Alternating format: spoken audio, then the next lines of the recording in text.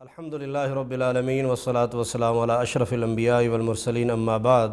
محترم سامعین و ناظرین حضرات، آج ہمارے معاشرے میں ایک یہ واقعہ اور یہ معاملہ بڑھتا جا رہا ہے۔ اکثر لوگ یہ سوالات کرتے ہیں کہ بیویاں جو ہیں وہ ناشکری کیوں کرتی ہیں، بات نہیں مانتی، ناچاکی ہو جاتی ہیں، بات طلاقوں تک پہنچ جاتی ہے۔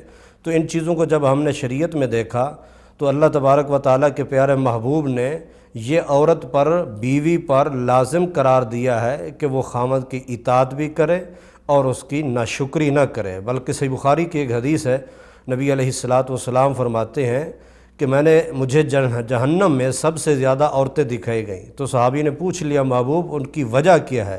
ایکفرن باللہ، کیا وہ اللہ تعالیٰ کے انکار کرتے ہیں؟ فرمایا نہیں، وہ یکفرن العشیر و یکفرن الاحسان، کہ وہ عورتیں جو جہنم میں زیادہ گئی ہیں ان کا سبب جو ہے وہ یہ کہ خامدوں کی وہ ناشکری زیادہ کرتی ہیں۔ یکفرن العشیر، خامد کی ناشکری زیادہ، و یکفرن الاحسان، اور احسان فراموش ہیں۔ تو احسان فراموشی کی وجہ سے انہیں جہنم کا راستہ دیکھنا پڑا۔ حتیٰ کہ آگے نبی علیہ السلام نے اتنا بھی واضح بتلا دیا کہ لو احسنت الی احداہن الدہر، اگر آپ زمانہ بھر، سال بھر ان کے ساتھ احسان کرتے رہو، اگر ثم رأت فیک من کا شیئا، آپ کے اندر کوئی ایسی چیز دیکھ لی تو کیا کہتے ہیں؟ قالت ما رأیت من کا خیرا قط، ہم نے تو کبھی تیرے اندر خیر دیکھا ہی نہیں، تو نے ہمارے لیے کیا ہی کچھ نہیں، کیا کیا تو نے ہمارے لیے؟ وہ سارے احسانات بھول جاتے ہیں، ساری خامد کی قربانیاں بھول جاتی ہیں، خامد کی ہمدردیاں، وہ ساری ایک چیز دیکھ لی تو کیا، یہ میرے لفظ نہیں ہے، محبوب کائنات فرماتے ہیں، کیا کہتی ہیں کہ ما رأیت منک خیرا قط، تیرے اندر تو کبھی خیر دیکھی ہی نہیں ہے، تو نے میرے بارے میں کبھی سوچا ہی نہیں ہے۔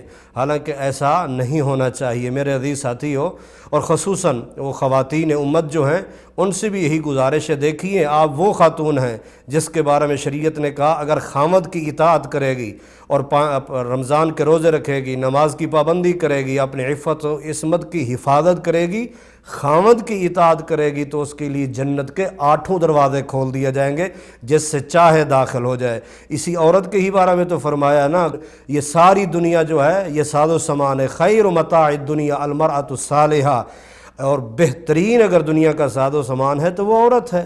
لیکن عورت کو چاہیے وہ خامدوں کو پریشان نہ کرے۔ کیسے؟ آپ واقعہ دیکھ لیں سیدہ ام سلیم کا، خامد گھر میں آئے، چھوٹا بچہ بیمار ہے، آ کے پوچھا کیا حال ہے، لیکن جب وہ آئے، صبح گئے تھے تو بچہ بیمار، آئے بچہ فوت ہو چکا، تو کہا یہ پہلے سے زیادہ سکون میں ہے کہ خامد کو آتے ہی ٹینشن نہ دے دیں، یہ ہو گیا وہ ہو گیا، تاکہ وہ پریشانیوں میں مبتلا ہو جائے۔ انہیں نہیں خبر کہ دروازے سے باہر نکلتے ہوئے خامد کے ساتھ مزدوری کرنے میں، محنت کرنے میں، کام کاج میں کیا کیا مراحل سے اسے گزرنا پڑتا ہے۔ آئے، اسے سکون دیا، رات کو تعلقات قائم ہوئے، صبح جا کر خبر دی کہ اپنے خامد کے ذہنی سکون کا بھی اور جسمانی سکون کا کتنا انہوں نے خیال کیا۔ آئیے اسی طرح آپ صلی اللہ علیہ وسلم سے سیدنا عمر نے پوچھا، محبوب ہم دنیا کا کوئی سامان نہیں رکھ سکتے، لیکن ہمیں بتائیں ہم رکھ کیا سکتے ہیں دنیا میں؟ آپ نے فرمایا قلباً شاکراً و لساناً ذاکراً، کہ دل شکر کرنے والا، زبان ذکر کرنے والے، اور امرأتن، وہ بیوی رکھیں، وہ عورت رکھیں جو تعین والا امر دنیا، جو تیرے ساتھ دنیا کے معاملات میں تیری معاونت بنے، نہ کہ تیرے لیے عذاب بن جائے، نہ کہ مصیبت اور پریشانی اور ڈپریشن کا سبب بن جائے، نہیں، بلکہ تیرے لیے آخرت کے معاملات کے لیے بھی وہ ایک بہترین تیرا معاون ثابت ہو۔ حتیٰ کہ آپ دوسری روایت سامنے رکھیں، نبی علیہ السلام فرماتے ہیں قیامت والے دن اللہ تعالیٰ لا ينظر اللہ الی امرأۃ، ایسی عورت کی طرف اللہ نہیں دیکھیں گے نظر رحمت کے ساتھ۔ غور سے سنیے اس حدیث کو، لا ينظر اللہ الی امرأۃ، اللہ ایسی عورت کی طرف نہیں دیکھیں گے نظر رحمت سے۔ کون سی؟ جو لا تشکر لزوجہا، جو اپنے خامد کا شکریہ ادا نہیں کرتی، جو اپنے خامد کا شکریہ ادا نہیں کرتی، اللہ ایسی عورت کے قیامت والے دن اس کی طرف نظر رحمت سے دیکھیں گے نہیں۔ حالانکہ یہی تو مقام دیا ہے نا خامد کو۔